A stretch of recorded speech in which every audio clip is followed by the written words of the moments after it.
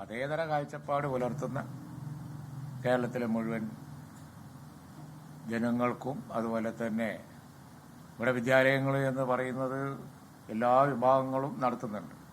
ഓരോ വിഭാഗം നടത്തുന്ന വിദ്യാലയം അവർക്ക് വേണ്ടി മാത്രം എന്നുള്ളത് നമുക്ക് പറ്റൂലല്ലോ.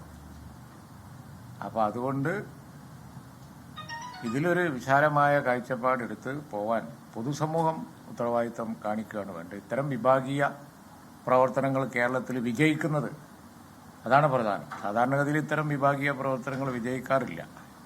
വിജയിക്കുന്നത് മോശമാണ്. അത് നല്ലോണം നിരീക്ഷിച്ചതിന് ശേഷം അഭിപ്രായം പറഞ്ഞാൽ മതി എന്നുള്ളത് കൊണ്ടാണ് ഞങ്ങൾ ആ കാര്യം നിരീക്ഷിച്ചത്.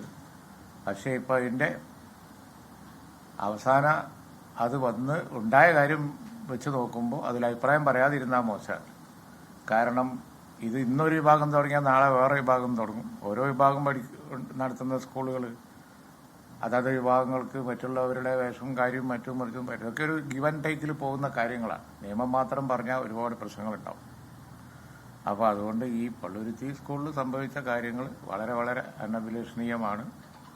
അത് അസഹിഷ്ണുതയുടെ അതിൻ്റെ ആ വാർത്താസമ്മേളനവും അത് സംബന്ധിച്ച അവർ പറഞ്ഞതും അതുപോലെ തന്നെ അതിനെ എതിർത്ത് പറഞ്ഞതും എല്ലാം അസഹിഷ്ണുതയുടെ ഉദാഹരണങ്ങളാണ്.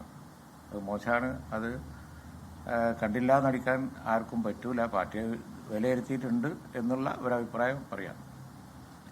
പിന്നെ നമ്മളെ ഒന്ന് രണ്ട് കാര്യങ്ങൾ വേറെയും പറയാനുണ്ട്. അത് PMS സലാം.